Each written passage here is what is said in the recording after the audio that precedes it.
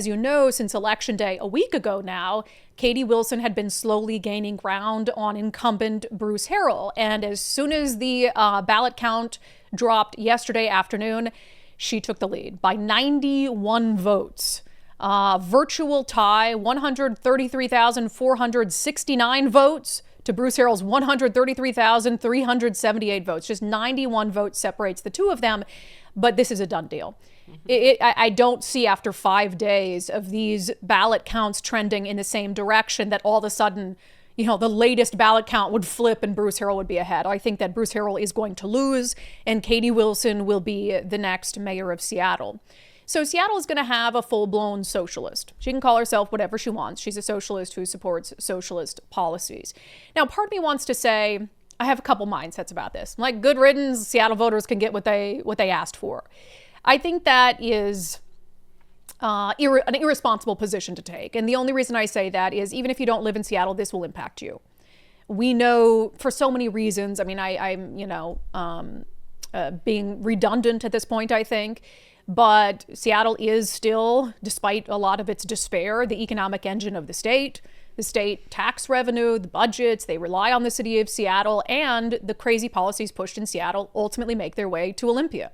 I mean, Olympia just passed statewide rent control.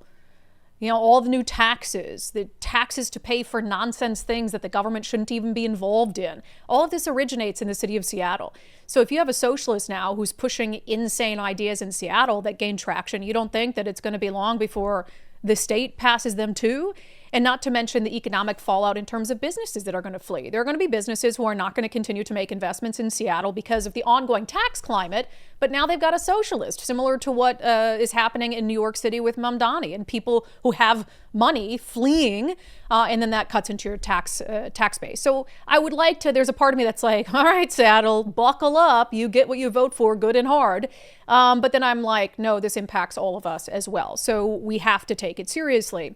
So I guess, what led to this? Just 4 years ago in the city of Seattle, when Bruce Harrell was elected, you had this sort of moderate shift. I mean, they elected, for the love of God, a Republican as the Seattle city attorney. They elected a few more reasonable city council members like Sarah Nelson. Both Ann Davison and Sarah Nelson lost their races last week. So now you see this total purge. So the only Democratic political strategist I'll have on this show, because he's not totally and utterly insane, is our friend Sandeep Kaushik. So I asked him to join us for a little bit today to sort of dissect these results and talk about what happens from here. And we also had a lively debate about Donald Trump. So you've worked with a lot of political campaigns, a lot of candidates. Simple question. Is Katie Wilson qualified to be the mayor of Seattle?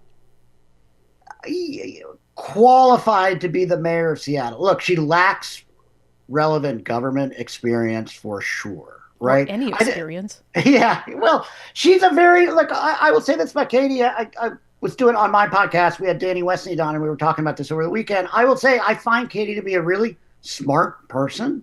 I respect her intellect. And what I like about her is that she's more self-reflective than your typical politician or your typical activist, right? And so those are things that give me some optimism that she can rise to the challenge. Look, every new administration, municipal administration I've been involved with has what I call a shakeout cruise. There's like a 6 month to a year period where they're trying to figure it out, trying to figure out the personnel, figure out where the bathrooms are, figure out how to what the departments are and how to deal with them. And that's even with experienced people coming in who have been on the council or been involved with city government. For Katie, having never been on the inside, it's going to be, I think, more of a bumpy ride. That said, could she rise to the challenge? Maybe.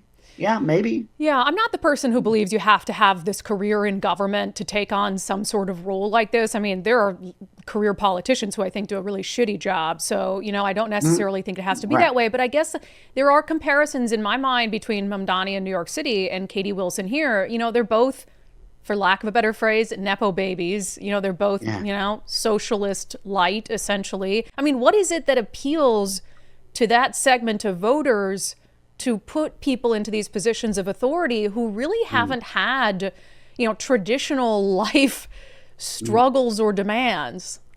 Well, I think because these are voters, particularly these younger voters, that are deeply, deeply frustrated with the status quo of Seattle. And Yeah. they're blaming the kind of existing establishment for not solving, what they perceive to be real problems in their everyday lives around, Katie made it about affordability. So did Zohran Mamdani in New York, right? And I think they have something, there's something to complain about there. Seattle is an expensive city to live in. I mean, I think the $64 question is why, and whether they have the answers to that, and, we'll see. But I do think, what I think is that those voters are looking for a disruptor, right? Somebody who's going to come in and really shake the tree, blow up the status quo, and give us something different. Look, it's a little bit like why Trump won nationally, right? He's like, I'm going to disrupt the way things are done inside the Beltway, which doesn't feel responsive to people's needs. And a lot of people are attracted to that. Whether it's going to be good disruption or bad disruption, I think is a very open question about what's going to happen here. But, I like Bruce Harrell in a lot of ways, but I think he was a pretty status quo mayor, right? And that's what people are reacting to. Yeah, and you've tended to support professionally more, yeah, you can disagree with my characterization, more moderate Democrats. Is that fair? Sure. Yeah. That's who you tend to favor, right? That is who I tend to favor, but I also try to judge every politician individually. I mean, there are good moderates and there are shitty moderates, right? And by the same token, I think there are dumb progressives and, potentially there are smart progressives, right? And so I'm willing to give Katie an opportunity to show me what she can do, right? Mm-hmm. And she does have a lot of smarts. On the other hand, when I look at her past, I see her endorsing ideas that I find really dumb and counterproductive in the past, such as in the sort of, in the peak woke period, all this, like, we're going to abolish the criminal justice system, we're going to defund the police, that stuff, right? I mean, we all know how that turned out, right? And she has backed away from that. She said, as mayor, I'm not going to go in that direction. But what I don't know is, what are you going to do on public safety? What are we going to do now? I'm perfectly open to a new approach to homelessness. I'm perfectly open to a new approach to drug markets, right, and addiction on our streets. But I don't know yet what devil's in the details on this stuff. I don't know yet what she's actually going to do, and we'll see. Really quickly, I don't know if you're willing to talk about this. So Kevin Schilling was a race I think both of us were watching very closely. I think to some extent you might have worked on that campaign. You can characterize that. I worked on the independent expenditure campaign to try to elect Kevin. I did. Run that. And we saw, across the board, there was this trio of candidates endorsed by the Times, 2 Republicans, Kevin Schilling in there as well, to try to get away from this tax and spend environment, more pro-public safety. They all lost. What do you think it is that is appealing to voters about candidates statewide, even that are further to the left? Yeah, well, I do think there is a big Trump effect in this election, right? Not just in Seattle, but out in the suburbs as well, where you're seeing what we're seeing. And look, we saw this nationally in the gubernatorial races, or, for that matter, Mamdani's win in New York City. There is a lot of energy percolating on the Democratic side, anti-Trump energy, right?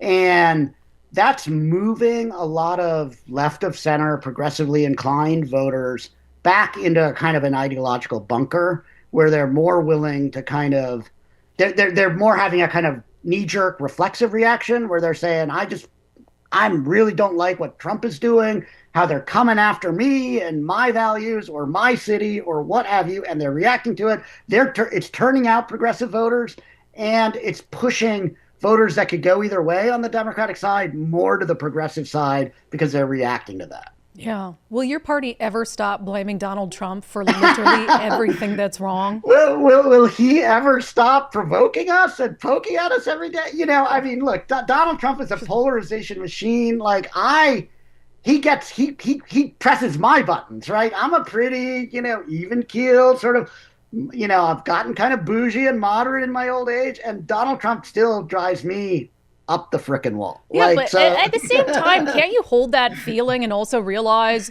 he has nothing to do with our homeless crisis, the overtaxation, the unaffordability, the crime? Like, literally the worst things about the state of Washington, the areas where we fall short, have nothing to do with Donald Trump. You do realize that, right? I agree with that. I mean, not entirely nothing. Like, the federal government does fund a bunch of stuff. We just had the intellectual author of Trump's EO on homelessness on my podcast to talk about what do you guys really want from us in blue cities about homelessness policy. Very interesting conversation. Yep. A guy by the name of Devin Kurtz, very conservative guy, but very smart. I really liked him. We had a good conversation about homeless policy. So the federal government does have a role in this stuff. But Brandi, your point's right. Like, we got a lot of local problems that are locally sourced and based, and talking about Trump, I don't think is going to solve our problems, and so right, there needs to be something more than that. I totally agree with that. We need to kind of figure some of this stuff. We need to clean up our own house. Mm-hmm. We got plenty of things that we've done to ourselves that we need to fix. I'm on board with all of that stuff, but it's hard. Polarization is a bitch, man. On both sides. I look at the right wing and I think they're batshit, right? Like, so. Do you think I'm batshit, Sandeep? No, I need an answer. Do you think I'm batshit? I do, Brandi, I do not think you are batshit. Are there some things I have seen you say or do that I think are kind of such as? The Antifa thing you all did, where you went to go hang out with Trump at the White House. We didn't hang out. It's a very serious issue facing our country. Yeah. I thought that was a little whack. I will say, I thought that. Oh my God, what was whack about it? You don't like that I told the president a joke about my TDS, do you? I just think you guys look. Is Antifa a thing? Obviously, it's a thing. Has it been a thing in blue cities like Portland, to some extent in Seattle? Yes. All of that is true. I think it was ridiculous how the sort of protests of the 2020 era got characterized in the mainstream media. I'm very sympathetic to some of your critiques about, mostly peaceful, that that stuff. That said, the way this sort of gets kind of grotesquely caricatured on the right, that there's some kind of these cities are, hellholes of anarchists, whatever, Seattle's a very capitalist, for all of our, even electing a self-described socialist mayor, we are a very capitalist town, right? This is a city that is awash in new money, right? We are a knowledge economy powerhouse. So you get assaulted within 30 seconds of showing up to do your job at a protest, whether you're in mainstream news or not. You get somebody trying to blind you with wasp killer, and you tell me how you feel about Antifa. I don't think you'd wash it down in the same way. No, that shit is totally wrong, and frankly, when that happens, it should be dealt with taken more seriously by people on my side. I'm 100% on board with that, and we've talked about this. I find calls to political violence to be wrong wherever they emanate from and should be called out. So no disagreement for me that sort of violent, attacking antisocial behavior that comes from certain elements of the fringe left at some of these protests is absolutely wrong and shouldn't happen. Yeah, I agree. Should be dealt with when it does. All right, we got far afield, but I just had to get you on the record saying you don't we were think talking I'm about batshit crazy. Antifa. I don't think you're batshit crazy. I know. I just had to get that on the record. So if I ever run for anything and you run a campaign against me and paint me as a batshit crazy right-wing lunatic, I can say, no, he doesn't think so. I don't think, man, I will say here, I don't think, while I disagree with you on some things, I do not think you're a batshit I actually don't think you disagree with me on anything. We're going to have another conversation where we're going to go detail and you tell me something you disagree with me on, and I can tell you whether it's actually a belief I hold or whether it's a belief you think I hold. So we'll do that another time. Sandeep, we always appreciate your reasoned input. Thank you for coming on. Thanks for having me. Reasoned input, with the exception of the notion that we went to the White House to hang out with Trump, and it was, what do you call it? Whack. I think he's showing his age there a little bit. Whack. But I mean, I actually do want to sit down and do that with Sandeep, because it's funny, when he says, I disagree with you on some things, I think people feel the need to just say that, like, oh, I don't agree with you on everything. I guarantee if we sat down and he told me something he disagreed with me on, it would probably be a misnomer about what I actually believe in or support, because I don't think that Sandeep is for a lot of the woke nonsense that have come to define the Democratic Party. So maybe we'll do that sometime and just see how far apart on the issues we really are. Probably just voting for Trump, but again, on the central issues, maybe some immigration stuff. But anyway, so we appreciate Sandeep joining us. I think, look, is a socialist any different really than the Democrats we already have running the state, who have never met a tax they didn't like, who believe we need rent control, who pass rent control, who pass reparations. I mean, these are socialist policies. It's a socialist agenda. So is Seattle really in for something substantially different? I can't say that it is. I still really struggle with seeing Katie Wilson, picturing her at a lectern for some sort of serious event. I mean, this is I don't want to be mean. I've never met her, right? I'd like to meet her, and we'll invite her on the show, but she has no real life experience. And I'm not saying that you can't be the child of rich people and not have life experience, but there is this element of when you're handed everything in your life up into your 40s, when she can't even say how much money her parents give her, when you go to Oxford on your parents' dime and then drop out 6 weeks before graduation, when you've really never felt those true struggles in life, I do think it's harder for you to understand what regular working class people are going through. It's same with Mondani. Man's besides a 3-month rap career, he's never really had a real job, and that's not even a real job.